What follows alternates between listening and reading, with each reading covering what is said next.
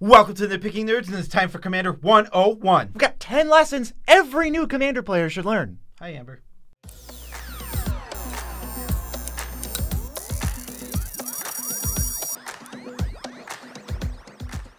I'm your host, Joe Cherries. I'm your host, BZ, joined by Amber, and that makes us the Nitpicking Nerds. We're still bringing you video every single day in case you were checking in, and this time the video is brought to you by IntoTheAM, our sponsor. Yes, IntoTheAM is a clothing apparel company with amazing t-shirts and awesome designs. Because we gotta tell them what we're wearing today. I'm wearing melty planets that are melting onto trees. I'm running back an old favorite. This is Melted Astronaut holding the planet, which is also melting. A lot of melting on these shirts. Yeah, they have lots and lots of shirts. Not what we're wearing is not all they have, because they also have Dangerous Advice Tee, where they tell you to break your neck. They got really big cartoon mushrooms in front of a checkered background tee. Very classic. They also have Sakura Owl Tree. Now, for the Magic players watching this, which is all of you because we are Magic the Gathering content creators, Sakura, I looked it up, means cherry blossom in, what's it called? In Japanese. I looked it up because I thought it was interesting, and there's cherry blossoms and an owl on this shirt. And if you don't care, there's Spaceman Trapped in a Space Cube shirt. Yes, Spaceman Trapped in a Space Cube is really cool because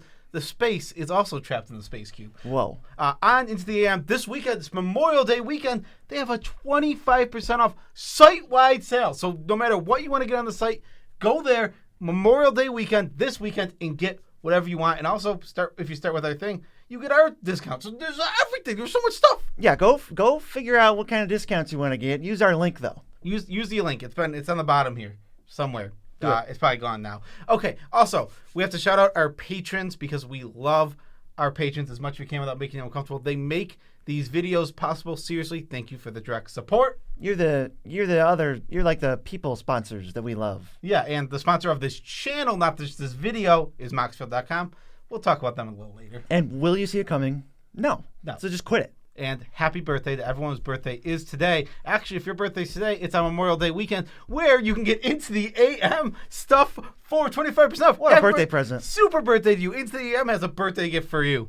All right, today we have 10 universal rules for Commander that we're going to go over and explain that all Commander players need to learn, but new players sometimes really have to make an adjustment, especially when coming from other formats. Some of these don't line up with what you're going to see in other formats. Oh, yeah. Let's get into it. All right, the first one is ramp, removal, and card draw are universally needed in all Commander decks. This is not true in other formats. When you sit down, you make a Modern deck, you do not need card draw / card advantage necessarily. Your burn deck does not need card advantage. It is not a necessity of a burn deck. But if you build some sort of burn deck in Commander, it will be a necessity of that deck, as with any other type of deck you want to build. Yeah, all the fair mid-range decks or the value decks, there's no ramp. That's not a thing. This ramp is for ramp decks. So it's like a whole deck and then nothing else. But no, I would say basically no matter what you're doing or how you're doing it in Commander, you need ramp removal and card draw. Even in CDH, we see all this stuff. They're accelerating with the fast mana rocks. They're drawing cards, Rhystic Study, Mystic Remora, and ad nauseum, and they're removing everything because they have to. Yeah, these are all incredibly necessary. Removal, on the other end, like another thing, if you build a Storm deck if you build a Storm deck in Modern, you don't need to put removal in your Storm deck. It's in your sideboard. It's in your sideboard usually. Yeah, exactly. But you 100% still need removal in your Storm deck in Commander. Yeah, it's true for just every archetype, and I think it is a nice little level up moment when you're jumping from not Commander to Commander. Yes, be very aware of this. I mean, I think most players who are enfranchised within this format know that when you build a deck, you have usually 10 slots for ramp, 10 spots for removal, 10 spots for card draw, and they can overlap and they can work with your archetype, but it's usually about the starting the baseline for any deck. Now they're saying, come on, Nitpicking Nerds. That was an easy one. I knew that one. Well, how about number 2? Understanding priority is a huge advantage. I don't think this is quite talked about or understood by enough players, seeing as it comes into play every single game, no matter what. Priority isn't just kind of something that you pass into the aether. It actually goes in clockwise order. So whenever anyone does anything, the order of responses should be in the turn order, clockwise, one at a time. Yeah, it's really, really, really important. So let's just put up a scenario right now. Player A casts an exile board wipe. He's going to exile the whole entire board. Player B has a sack outline. He obviously would prefer his creatures go to his graveyard rather than go into exile, as he can do nothing with them there. He chooses, because he's next in priority, to sack his whole board. Because he has to react now or then pass priority. And once he's past priority, he won't get a chance to do this again. Player C then counters the spell. Right. Now, if we jump priority order, what could happen here is somebody goes, I'll cast my board, or player C goes, I'll counter it. They get excited. They want to counter it. They were never going to let it resolve. But they lose an advantage. The player B didn't know they had player C had a counter spell. So they would have sacked their whole board. They would have gotten board wiped, and then player C would have still gotten the counter the spell and gotten a player wiped just by following the rules. Yeah. Not even by doing anything special, literally by understanding and knowing how the rules of Commander work. Yeah, there's a million different little interactions like that that can save your bacon, and it's really like if player C played by the rules, they would have gotten a huge advantage because of the rules. Like, it's just kind of like missing out on percentage points. This is almost always a positive for me when I think about how the priority is working. Like, oh, I don't have to play this yet. You know, knowing that somebody must respond to a big spell or anything means I can just wait my turn, wait till it gets priority, and even sometimes knowing somebody must respond kind of like resets the priority, because as soon as someone responds, then we get the whole priority thing over again. Yeah, as soon as anything is put on the stack at all, any ability, any card, any spell, anything is put onto the stack, everyone gets a new chance to respond in priority order. Something is removed. Actually, if something's removed, priority also resets. So there's a lot of priority passing in Commander. Super important. One last thing about this, another thing, if you're player A and you're casting a board wipe and you want to, in response, play a Teferi's Protection, you are actually the first player with priority. Mm-hmm. Meaning, if you cast, let's just say, Wrath of God, it's on the stack, and then each player, you pass priority, and nobody puts anything else in the stack. You can't do it. You can now not cast the Teferi's Protection. You had to cast the Wrath of God, and then with it on the stack, before anyone else has a chance to respond, people often refer to this as holding priority. You then cast the Teferi's Protection. Just another little thing that could get you, if you pass priority, you won't be able to do what you wanted to do that whole time. Yeah, and I feel like it's more aptly like maintaining priority, right? Because you're not like doing anything special. That means you're like holding on to it. It's just like, I still have priority. The first player to get priority whenever anything goes in the stack is the active player. And in the case that it's your turn and you're casting a sorcery, obviously you are the active player. All right, number 3 is proper threat assessment. This is incredibly important to Commander. There are going to be tons and tons of threats every single game, and you will not be able to answer every single one of them, as there are 3 other players. You can't single-handedly answer every single one. So what you need to do is actually look and figure out what is the threat within this Commander game. Because somebody might have 13 1/1 tokens, and then somebody might have a 17/17 flyer, and you have to decide which one is actually a threat and how to handle those threats. They both seem threatening. I mean, the flyer could get double strike. The tokens could get overrun. It's like maybe they're both threats and you need a board wipe. But it's really important to just understand that there's going to be a lot more threats. And it's almost like we get into like a new category. It's like, okay, well, there's threats then. But then there's like super duper threats, like things that are going to kill me no matter what. And those are the things where you're like, when you don't have a removal spell, you're kicking yourself. Because the thing about Commander that like no other format shares is that lethal threats can just stay in play. If I see a lethal threat, I don't have to kill it, which is just like mind-boggling, I feel like, to some people. And I've met people who've been playing Commander for a decade and don't understand this. Yeah, not every threat needs to be answered right away. There are, especially if it's something that's not going to kill the whole table, but it's something that it's like, hey, it's a Commander that can one-shot one player. It's like, okay, well, I don't know if that player's me. I can hold up my instant speed removal. I don't need to just, on my turn, immediately answer it. I just need to wait and bide my time and know if it is actually a threat to me. Because a threat to the board and a threat to all the players isn't necessarily a threat to you. And sometimes all you got to do is say, wow, that sure is a lethal threat. And then it'll go away. Yeah, as long as people understand that something's a threat, then they will try and answer it. Yeah, number 4, this goes right into it. Politics can gain you card advantage. Politics isn't just some fun thing that we force on games to like make them a certain way. It's like, no, there's a weird social aspect to a 4-player game that 2-player games cannot and don't have, where somebody else just gets to weigh in on if they thought that was a good decision during the game. It's like, well, we can do it for free. Talk is cheap, so we throw out stuff and we get tangible benefits. We get cards in hand. We get pseudo life gained. We get to make deals and keep lethal threats in play. And all I have to do is say, hey, I won't kill it. I have a removal spell. If it comes anywhere else, I'll leave it alone. And they go, great. Yeah, I think you're at a disadvantage if you're not using any politics and not talking at all with your table because you don't know. Like, say you have a 4/5, okay? It can block everything on the board fictionally, but the only person who really has anything good to attack you is the guy to your left. He has a 4/4. You could say, well, let me send my 4/5 in over here. You send your 4/4 over there. Now we're dealing 8 damage for free. Both of us make a deal. Neither of us get attacked, and it works out for both of us. You can make all sorts of deals. This isn't just... Like, it's not just an attack here, an attack there. It's like, hey, I'll wipe the board. You don't attack me for a turn because I know you have Selfless Spirit on board. You're going to protect your board, but I'll wipe the board. I'll let you attack anyone else. Just leave me alone. It's like you can do all sorts of stuff like that. Yeah, you can make moves that benefit you and someone else just coincidentally, and then all you got to do is frame it in a nice way, and then now all of a sudden you're making deals. In the situation I described, Wrath of God now says, destroy all creatures. If a creature isn't destroyed this way, it's goated. Yeah. It's like, okay, well, suddenly that's a really, really good spell, and I got way more out of Wrath of God than I would have if I just stayed quiet and cast Wrath of God. Right, or sometimes you spend 0 cards and just through your words you gain 13 life. Yeah. You're missing out if you're not politicking. It's not necessary, but it is an advantage. All right, number 5, one of the most important ones, if I had to rank these, this is up there. Learn to lose. We're talking graceful losing, just with dignity, not being a sore loser, not throwing insults at anybody, not complaining. Commander's a 4-player game, and when all else is equal, that means your win percentage is 25%, which means you really can't even get into the, oh man, I shouldn't be losing this many games until way down the line. For example, you can just lose 7 games in a row, and that is the most reasonable thing ever. You just have to lose with grace. You have 25%. Like, the win rate across Commander is 25%. 1 in 4.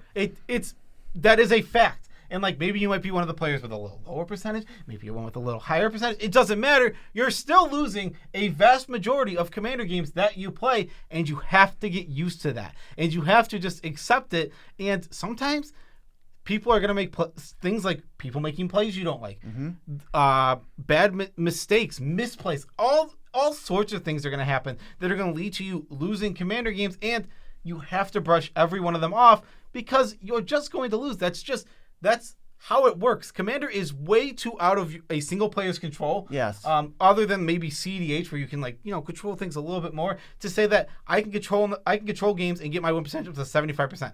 No, you can't. You just can't. There is no way you could ever get your win percentage that high. Getting your win percentage up to 30 seems really ridiculous. That seems like an accomplishment. That's high for Commander. Right. That's what this channel is like striving to do. It's like maybe we can get to 35% of games won with all these tips, but you have to also accept the shenanigans part. I just call it shenanigans, where it's like you set up to win. You make every right play, and then you lose the game because someone you don't even know just decides to attack you with all their dragons for no reason, basically, or maybe they say because they feel like it, or because they rolled dice to do it.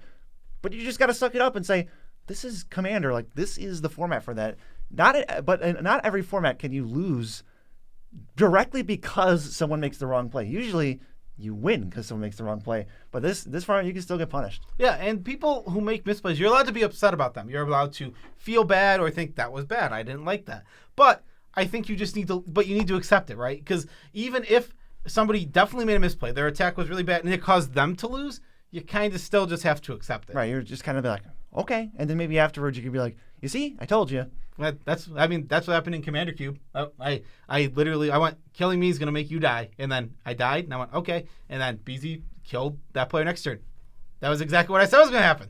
Let's move on to number 6. I think this is a really good one. It's going to make everybody's deck ultimately better. It's build your deck online, like with, I don't know, Maraschiello.com. Yes, and this is a tip combined with an ad because it's actually number 6. Yeah, Maraschiello.com has incredible, just so many different tools that make deck building 100 times easier. Now, if you build a deck in paper with the cards, or you write it down on paper, you're going to lose out on things like average mana value. You can't just see average mana value when you build a deck in paper, or even if you build it with all the cards. Even if you build it, you write them all down on paper and you write the mana value next to it. It's like, are you going to then add up all their mana values? Average them out? And average them out? No, but Maraschiello.com is going to do that for you. It's going to tell you your average mana value with lands and without lands, so that you know and understand that, hey, my average spell costs 2.54. That's what a spell costs in It's my really good to deck. know. It is actually like those little stats, all these little things are so helpful. They have little charts on there that show you your curve. Your curve, you want it to look like a bell curve. That's your goal. Your goal is to some 1 drops, some 2 drops, lots of 3 drops, lots of 4 drops, and then fall off, some 5 drops, some 6 drops, some 7 drops. That's how it should look, and you can actively try and make your deck look like that because Maraschiello.com is going to show you every single one of those things. There's so many stats. There's so many ways to improve your decks. This is my favorite Maraschiello ad because you can't skip it because it's actually part of the video. And if you skip it, you'll be like, number 7? What the heck? It's just so good. But Maraschiello lets you do other things that you could never do. Like, all right, you're trying to take the average mana value. Well, okay, you can scribble it all down on paper for 10 minutes and figure that out. But what about Seagate Restoration? That's a 0 mana card. You're gonna have to change the number and make sure that all of the spells are different numbers than they should be. Oh, Blasphemous Act isn't 9 mana. I don't want that going into my average. You can just do that on Maraschiello already and just save it for next time and not have to worry about any of this stuff. How are you gonna figure out what your deck costs? How much is your deck when you just have it in paper and you want to know? Maraschiello just tells you. Yeah, and if you're already using a deck building website but you're not using Maraschiello.com, I've used every other one. Maraschiello.com is the easiest to use and the best one by about a mile. It's not even remotely close. It's super intuitive. You just get on and you can start building a deck. It'll take you minutes. As soon as you make an account and you figure out where the make a deck thing is, it's in the top right hand corner. The search bar. In the search bar, boom. Done. You're going to be building a deck right away. It's literally that easy. And the website looks amazing.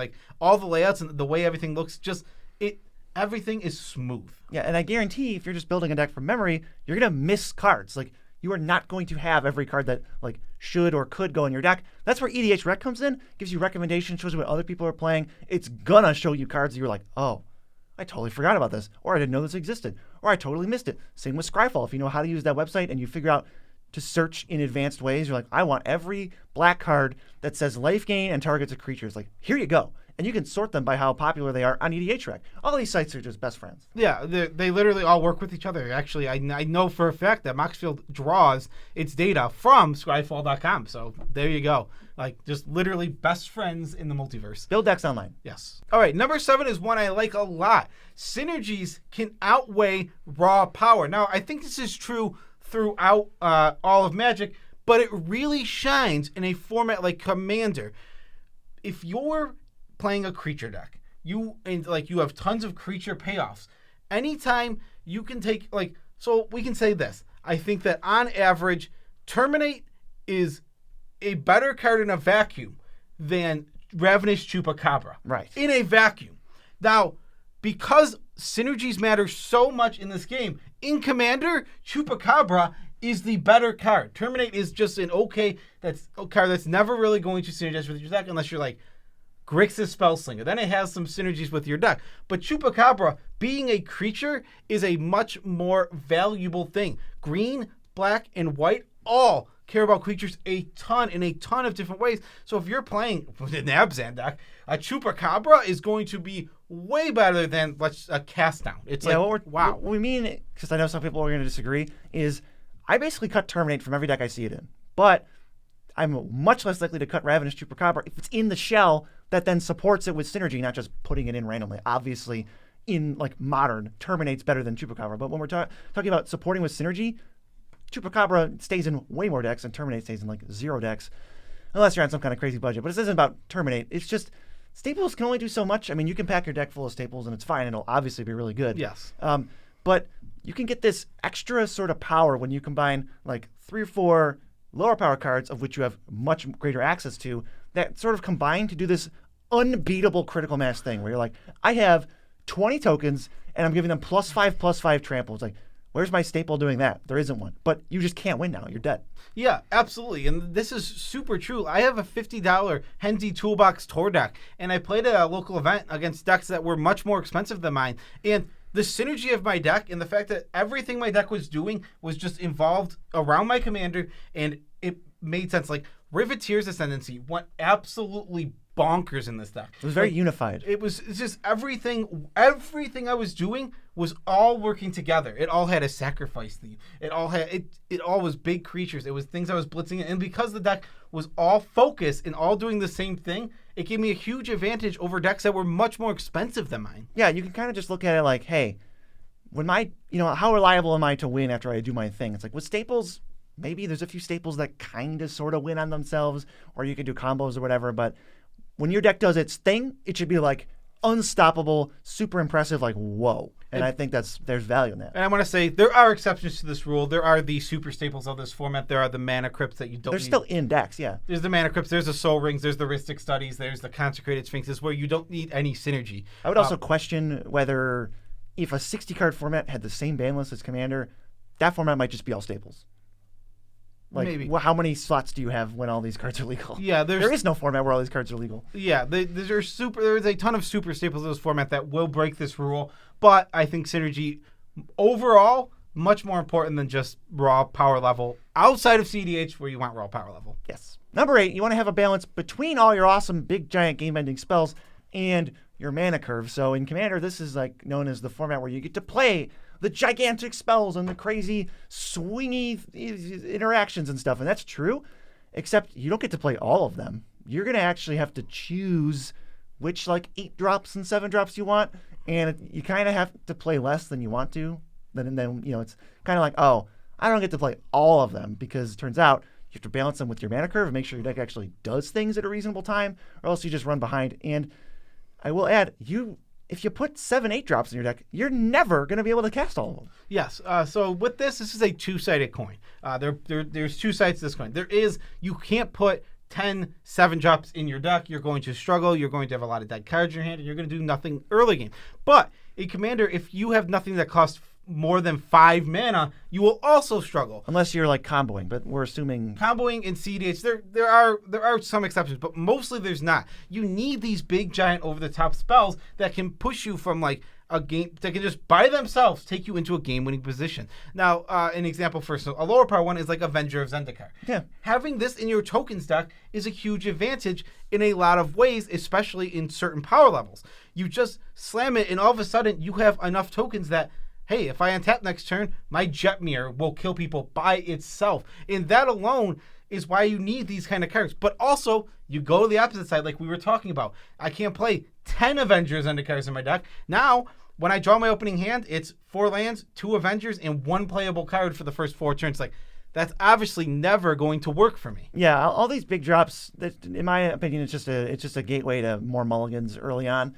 And I think some people take, unlimited free mulligans and they don't really notice that. But you can't do that in an LGS game. Also, one thing that's super important is mana efficiency. The reason mana curve matters so much is you want to be using all of your mana every single turn as much as you can. And having a mana curve that lets you double and triple spell a lot of times is very important, even though you do need those 7 and 8 drops. And I think they are very crucial to a lot of decks and most strategies in Commander.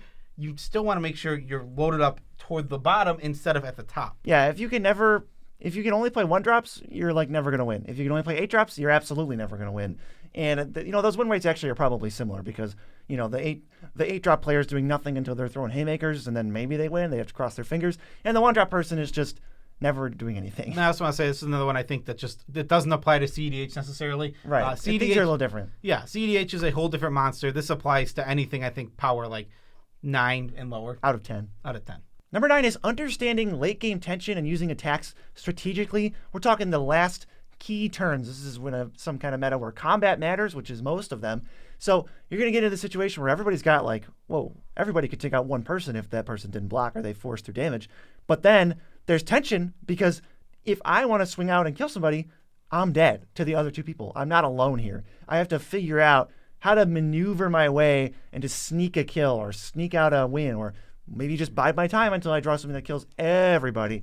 And if this is a common thing I see where people trip at the finish line, where they know what their deck does and they know how to do this, but they can't navigate this specific scenario, which happens all the time, and they lose. Yeah, just because you can eliminate a player doesn't mean you should. Your win percentage does not go up because, say if there's 4 players at the table and you kill 1, that doesn't necessarily increase your win percentage. If all 3 players at the table are against 1 player at the table, then why would you eliminate one of your allies? This is a, what is it called? Archenemy? Archenemy situation. And in an archenemy situation, you don't want to be killing your allies. Sometimes you need to team up with who are your enemies at the table in order to take out a bigger threat. These kind of plays are super important. If you don't use these strategies and be strategic about it, you're going to end up losing more games because you will just be like, okay, I have the attacks to kill player A, but player A has nothing. Player A has nothing, and their goal is only to kill player C. It's like, why? How about I use them as an ally? Exactly. It's like they can be your ally. Anything they draw is going to be used to help you because they know you're not the biggest threat. They know this person's the biggest threat. And their biggest chance of winning is to take out that person as well. You guys share a common goal. Yeah, and I think you need to also pay attention to whose commanders everybody has, what strategy they're all on. There was a game we just played yesterday. Joe was playing Jetmir. It's like, okay, well, Jetmir needs to be on the battlefield for about 0 seconds because if he's on the battlefield for 1 second, somebody could just die. And we get to this late game situation where everybody's sort of getting ready to end things, and then Joe all of a sudden just, slams secure the waist and then Jetmir's everybody. It's like you just have to kick that player while they're down, and we didn't realize that, so we lose. Yeah, there is a lot of different scenarios. Some people you do kick while they're down, and some people you don't, but it depends on what they're doing. Yeah, strategy definitely matters a lot. Understanding and knowing their decks will help you a lot with that. I think something that also happens in these late game, really tight situations where everything you're doing matters is people just veer away from their main strategy for fun. They just get distracted or they forget what they're doing or they just want to have fun, but then they end up regretting it every time because you're just going to lose the game. And you didn't have to do this to have fun. There's other ways to have fun, but they'll go all right, attack you with everything. It's like, this makes a big move. It's like, but you just lose now. Yeah. You were playing so well up to this point. You were biding your time. Then you just stopped biding your time, and that's why you lost. Yeah, Commander is about fun, and you can definitely make silly, over-the-top, and fun plays like that from time to time, but I think people do it a little too often to the point that it's just detrimental. They turn the format into almost a joke where it's like they don't want to win at all. It's like, but if all players do that and nobody's playing to win, the format wouldn't be very fun. Honestly, if every player is just playing chaotic and random and nobody cares who wins, I think the format would be a lot less fun. I'm not saying you playing need to win ties the whole format together. I don't think you need to be cutthroat. Right. And I don't think you need to try as hard as you can every single game and just be mean to players. But I do think you should be trying to win. If you're not trying to win, you should really tell me. Yeah. Because I might not even want to play that game. It's basically a different game. And number 10 is one of the biggest lessons anyone could ever learn about Commander. This is a fun first format, winning second. Now, I know that kind of contradicts what I just said, but we do want to have fun. Now, this goes a lot into deck building, I believe. Stacks pieces are incredibly powerful in Commander because say you're playing something like a Winter Orb. Sure, you're not untapping a lot of your stuff, but neither are 3 other opponents, meaning that is giving you a net positive effect. And if you break this symmetry, you're going to win. You're going to win. But these cards are incredibly unfun as they prevent the game from essentially being played. A Winter Orb, nobody is casting spells under a Winter Orb. You're just stuck. It slows down the game to a glacial pace, which is apt naming because it is named Winter Orb. It literally slows the game down so much. I think it's good to know. A lot of new players make this mistake, but there's an unspoken agreement when everybody sits down to play Commander that we're going to share time and space for an hour or so. So in addition to trying to win, which I think everybody that's the bedrock. It's like, hey, we're trying to win this game so that things matter and we can not just sit around and talk and just throw cards randomly. But once you agree that you want to win, there is a consideration to how we're going to do it.